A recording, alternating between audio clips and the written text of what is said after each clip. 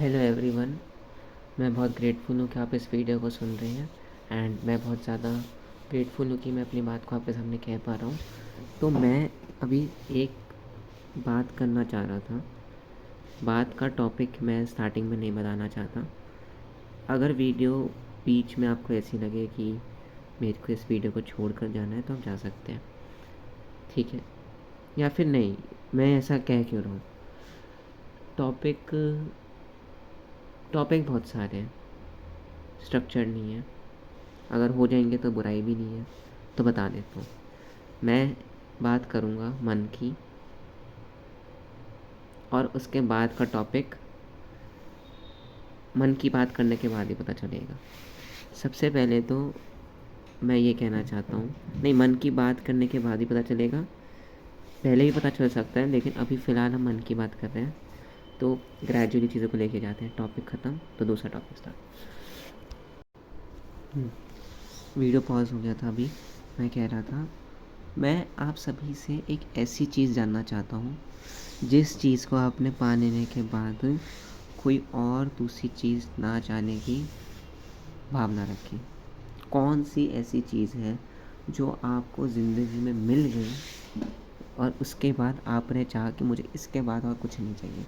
जहाँ पे इच्छाओं का, जो हमारा मन बहुत, एक तरह से इन्फिनिट नहीं कह सकते, लेकिन बहुत संख्या में जो इच्छाएं उत्पन्न करता है, उसमें से कौन सी ऐसी इच्छा है जो पूरी हो गई कोशिश करके और उस इच्छा के बाद और कुछ नहीं चाहिए।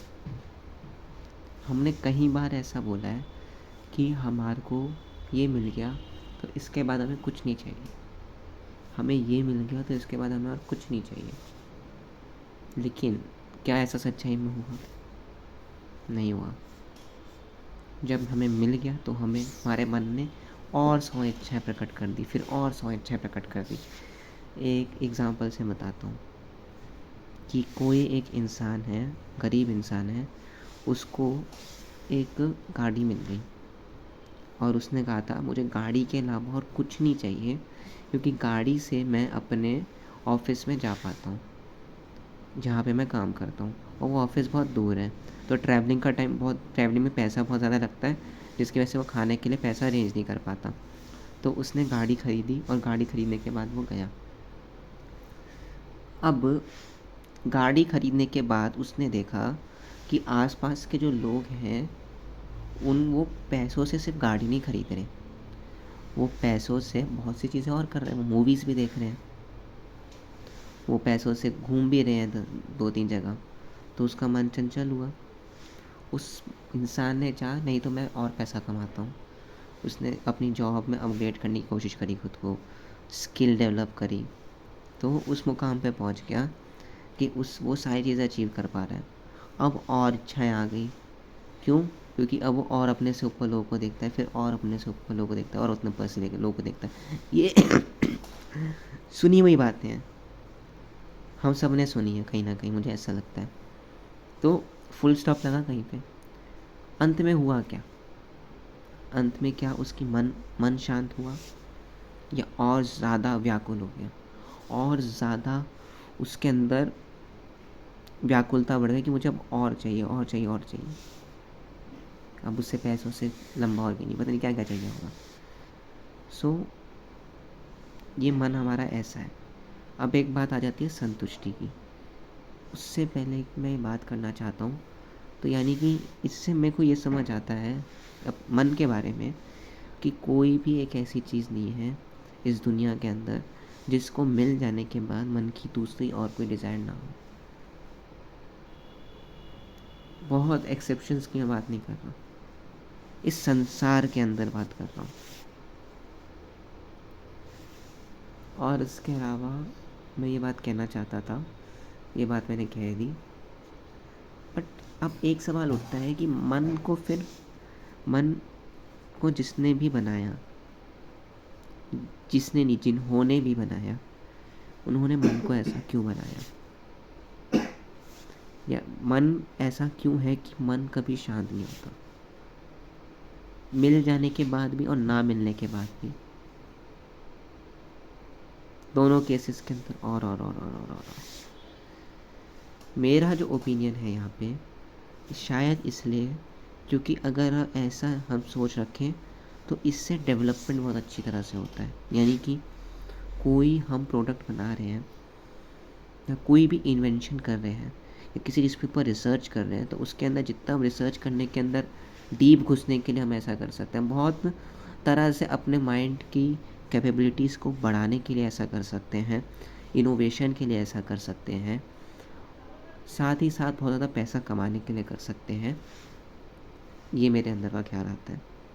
लेकिन एक बहुत ड्रॉबैक आ जाता है कि हम अगर बिल्कुल एंड स्टेज पे भी पहुंच गए, तो उस एंड स्टेज पे पहुंचने के बाद भी 10 इच्छाएं और हैं,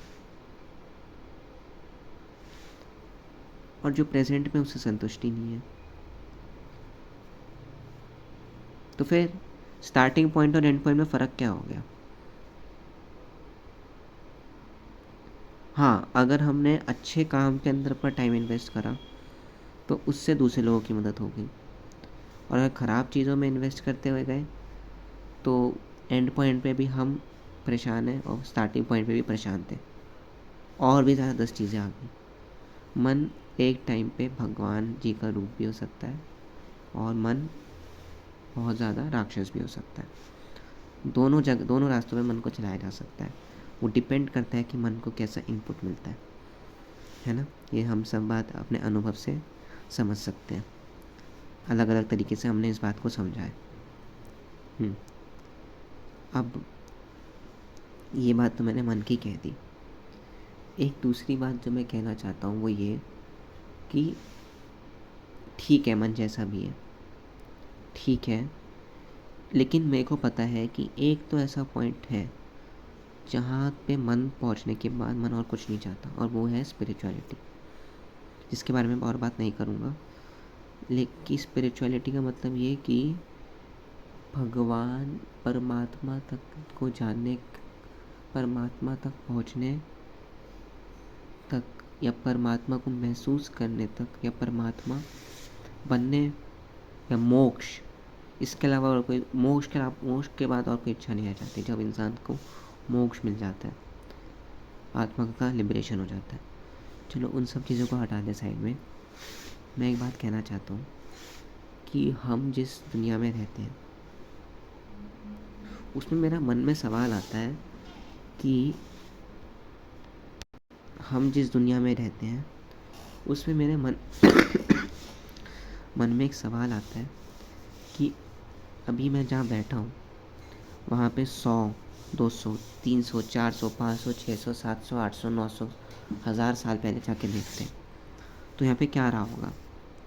शायद यहाँ पे इंसान रहे होंगे, उन्होंने खेला होगा, हंसी मजाक करा होगा, कुछ भी करा होगा।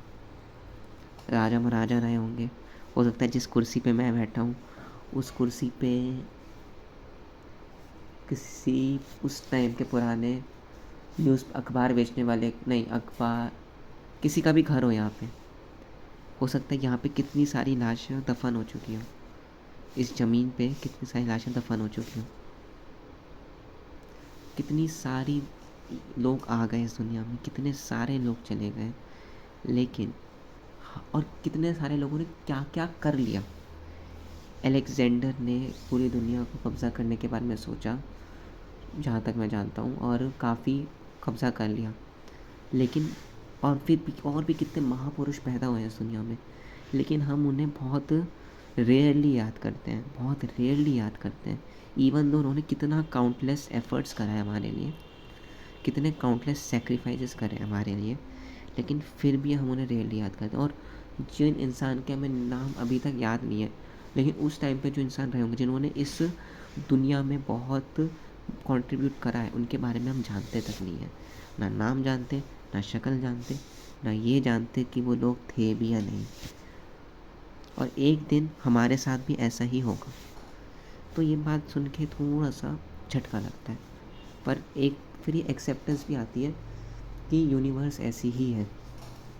यानी कि मैं अभी ये वीडियो शूट कर रहा हूँ, आज से 300, 400, 500, 700 साल के बाद ना आप देखने वाले रहोगे, ना मैं इस वीडियो को शूट करने वाला रहूँगा, ना मेरे फॉलोअर्स हो ज़्यादा, चाहे मेरे को इस वीडियो पे हेट मिले या मुझे इस वीडियो पे अच्छे कमेंट्स मिले, उसका भी कोई महत्व नहीं रह जाएगा। चाहे कोई मुझे इस वीडियो में कुछ बुरा भला बोले, उसका भी कोई महत्व नहीं रह जाएगा। चाहे इस वीडियो से बहुत अच्छी तरह से किसी तरह से मदद हो जाए किसी की, तो उसका थोड़े समय तक महत्व रहेगा। लेकिन फिर क्या, सब डिस्ट्रॉय हो जाएगा। इंस्टाग्राम भी एक दिन डिस्ट्रॉय हो जाएगा। इंस्टाग्राम जैसी कितनी हज़ारों चीज़ें दुनिया में पहले आ चुकी हैं, आज से सेंचुरीज़ पहले, जिनके बारे में हमें अंदाज़ा तक नहीं है।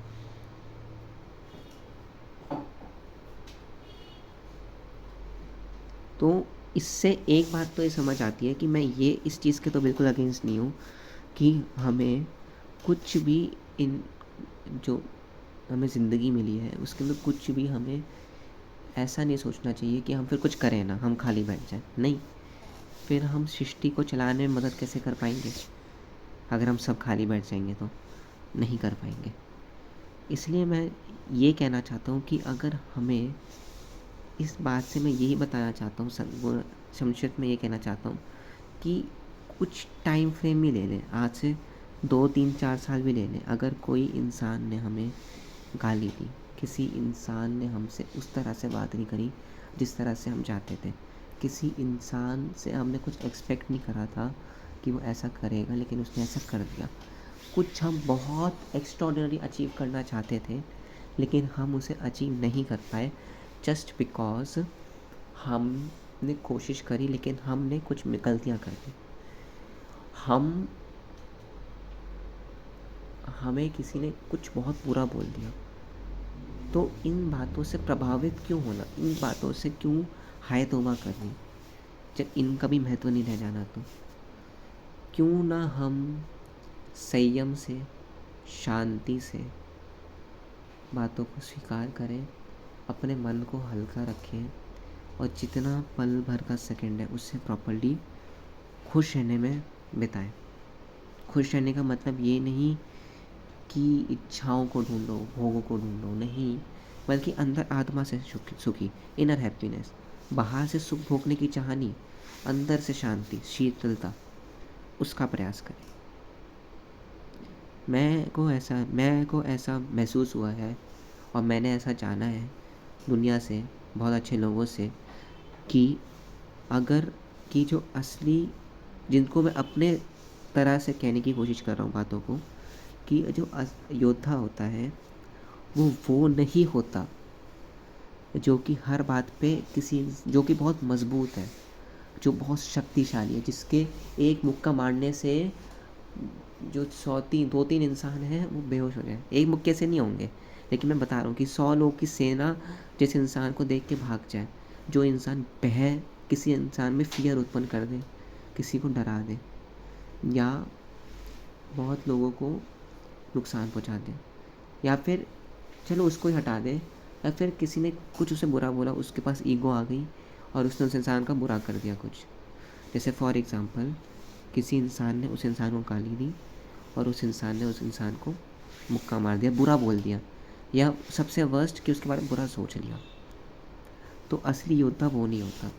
असली योद्धा वो होता है जो अपने इनर एनिमीज़ पे संयम ला दे, कि किसी ने कुछ भी बुरा बोला हो तो हमने चुपचाप शांति से सहन कर लिया, कोई ईगो नहीं रखी, कोई भेदभाव नहीं रखा, कोई नफ़रत की भावना नहीं रखी, बस ये भावना रखी कि जो भी इस इंसान के कर्म है जिसकी वजह से ये ऐसा बोल रहा है, इसके दिमाग में शांति है, इसके दिमाग में सकारात्मकता है, और ये इंसान ऐसी चीज़ें ना करे जो अभी ये कर रहा है, और क्षमा कर दें उसे, और जिस किसी के लिए बुरा करा उससे क्षमा मांग लें।